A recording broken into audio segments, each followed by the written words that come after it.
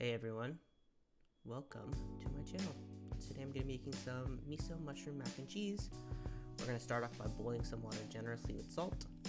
Yeah, make sure to spill some on the side there while trying to film this very ungracefully. And now we're going to want to get our cheese grated. This is 1 pound of Gruyere that I'm grating. I also have 1 pound of cheddar that I'm going to grate in just a second. Gruyere and cheddar, there's my cheddar. Gruyere and cheddar, very classic mac and cheese combination. Go ahead and get that nice and grated on your whatever mandolin you got. Make sure to get every granule of cheese you can into the bowl and mix them together. I am fasting right now, so the temptation to shove a handful of cheese in my mouth is super real. I'm gonna head back to the stovetop and you'll see I've got some water starting to boil, and I'm oiling up a pan to sear the mushrooms.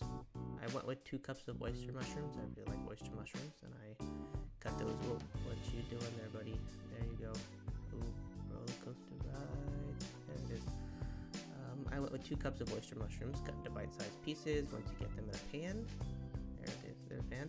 Let them sit there for a few minutes untouched to really get a good crust on them. You want that Maillard reaction. Get a good crust on them, give them a good flip so they can sear up on the other side, and ideally you'd use a spatula here, but you can try to be a tough guy like me and use your fingers and cry about it later that you burned your poor little fingers. And there you go, there's the spatula. Good job, guy.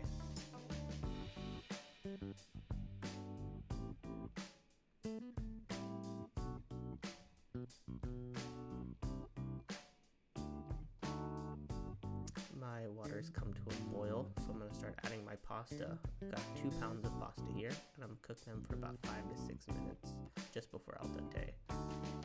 My seared mushrooms are done, so I'm going to season them with some salt while they're hot. On the back burner there, I've got some milk gently steeping with thyme, bonito flakes, dried shiitake mushrooms, and dried anchovies. You don't have to do that, but it really boosts that umami flavor.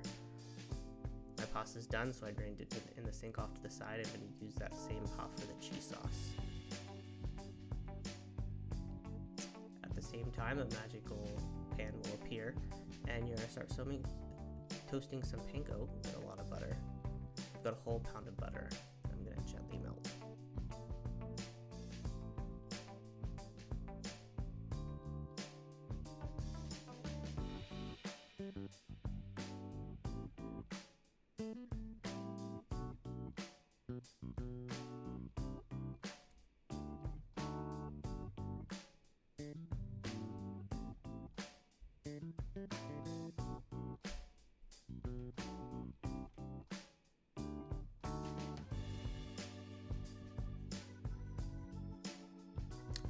Start with the cheese sauce. I'm going to add about 6 tablespoons of butter. And once it's melted, gently melted, I'm going to grate in 6 cloves of garlic and get that fragrant and a little bit toasty. You might want to have it a little bit browned. You can alternatively chop and mince your garlic. I usually grate it just because it's a lot easier. But your fingers will smell heavily of garlic, and that smell is impossible to get out.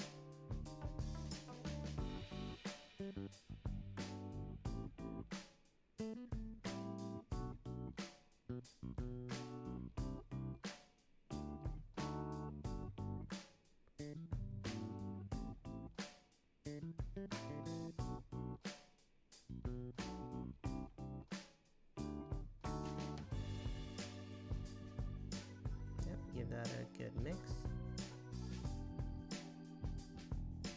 The butter for the panko is now nice and bubbly, so I'm going to add my panko in there. I'm going to add a whole bag of it. You can kind of guesstimate how much panko you want. Whatever box I got, I just added the whole thing. It seemed like a lot of butter, so I'm going to put a lot of panko.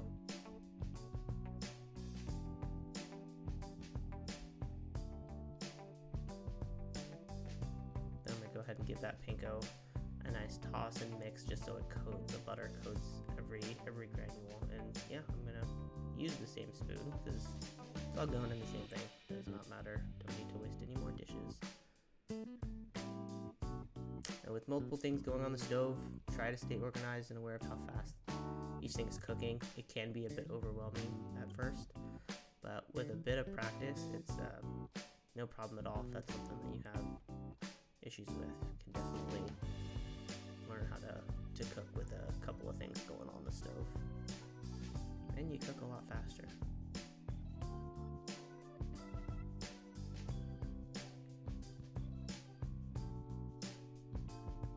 Now we're going to add about 1/4 of a cup of flour and mix in with the butter and garlic. It's going to form a bit of a paste. This is what's called a roux.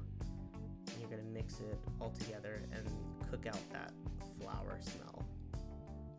That's going to go away.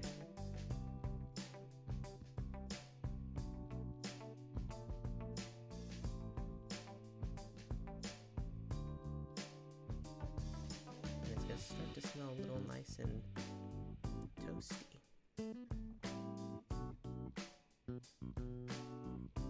Gonna go in with my milk now.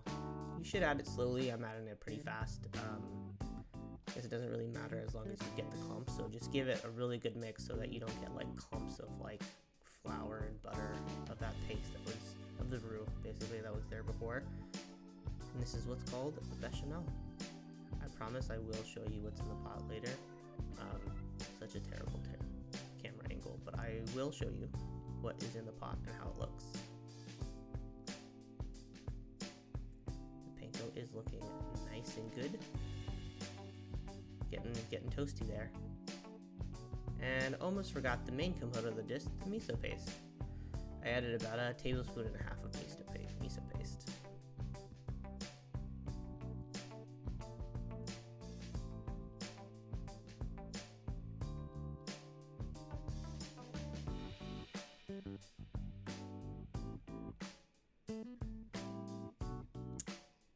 Gonna give the panko my best chef pan tossed.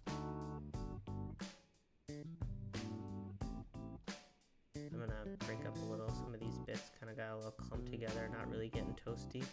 I'm gonna break them up. Again, probably could use a spatula, not your fingers, but it's looking nice and good. I say chef toss, but it looks more like a shuffle. Nothing really toss in there.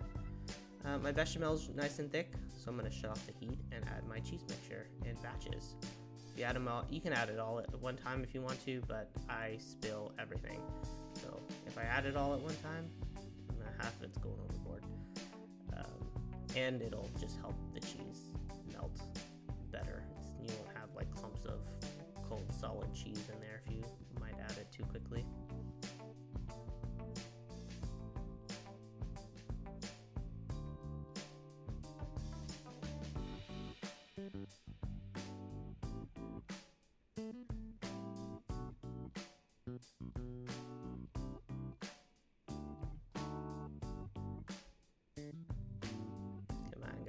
Let's see the food. Let's see the sauce. You gonna show it to us? You gonna show it to us? Tired of looking at your arm.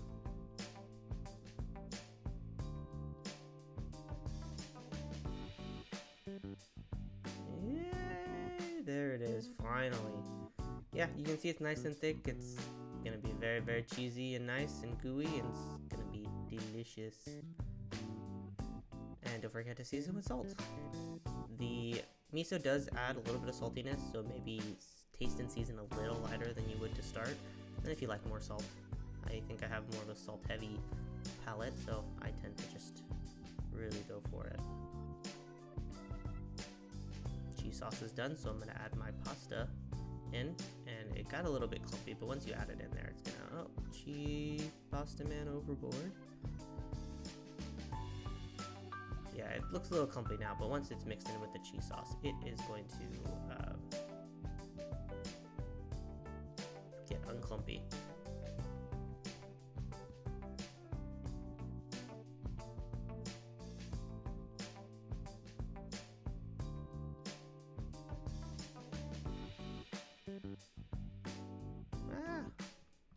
More pasta, come on.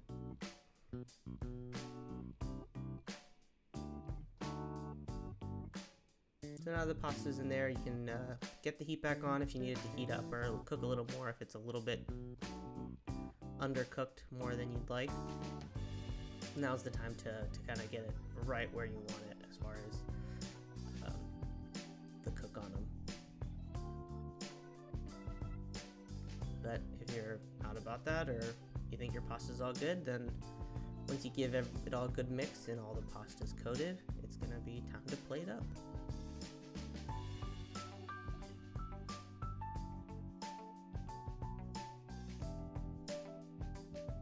Oh, first, forgot mushrooms. Don't forget the mushrooms. That is part of the title and part of the dish.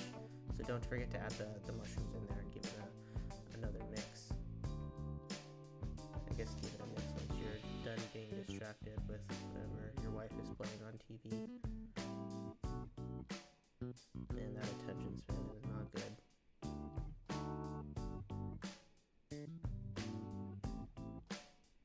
There you are.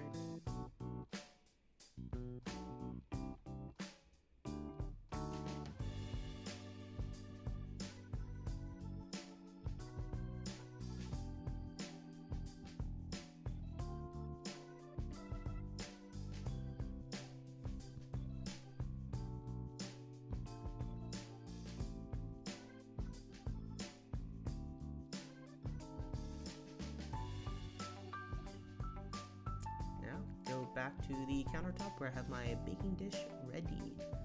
So I'm actually not going to bake this. Mac and cheese with a side of spoon. I'm actually not going to bake this. I was in a little bit of a rush, but typically you would bake it. You don't have to, but if you want to get some more cheese, get some more Gruyere and cheddar, mix those together, put it on top, and broil it. You more than can get nice and cheesy bubbliness.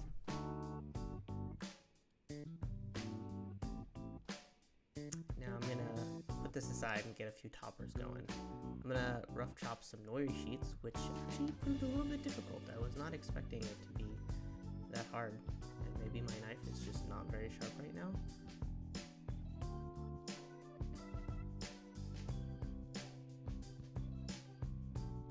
Yeah, I folded it up a little bit just to make it a little easier. Get those. I was hoping to get like a chiffonade type, but yeah, I still need to work on those knife skills. Yeah, I'm really like sawing at it and going at it.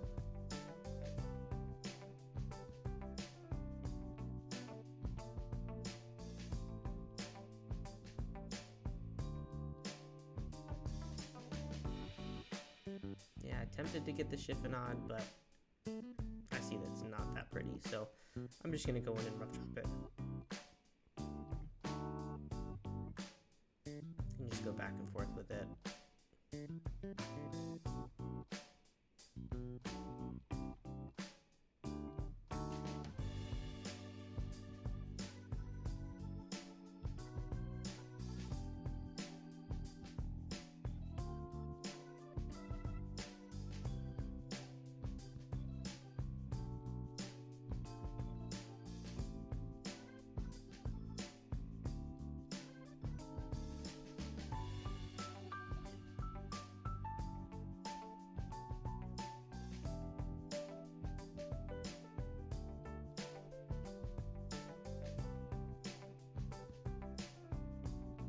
I'm also gonna thinly slice some chives. Try to give it a little pop of color. If you wanted to do like green onion or something like that, that would be good too. That would taste great actually. But I wanted to go with a bit of chive and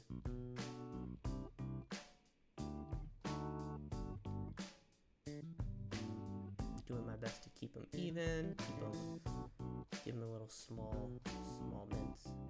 Don't want big chunks of chives, just want tiny little minces.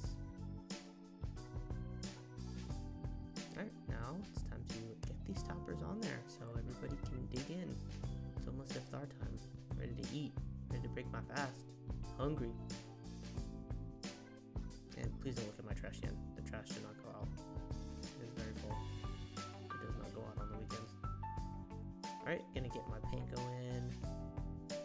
Panko adds a nice crunch. So I thought it might be too much panko while I was putting it on there, but I ended up just dumping it all on top, and nobody complained because it's delicious. And try to get it on there as even as possible.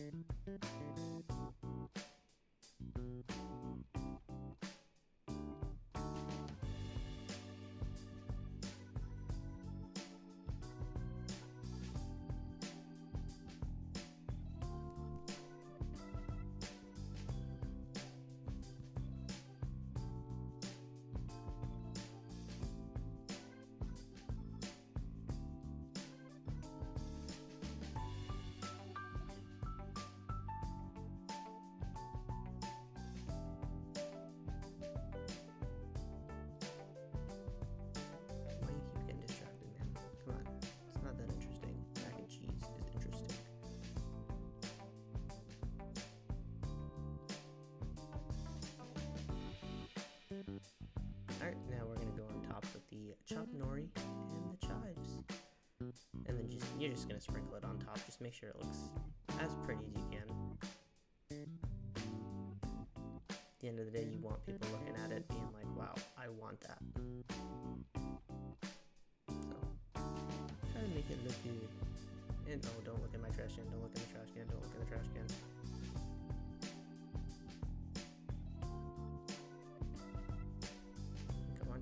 Chives, so it's got some color.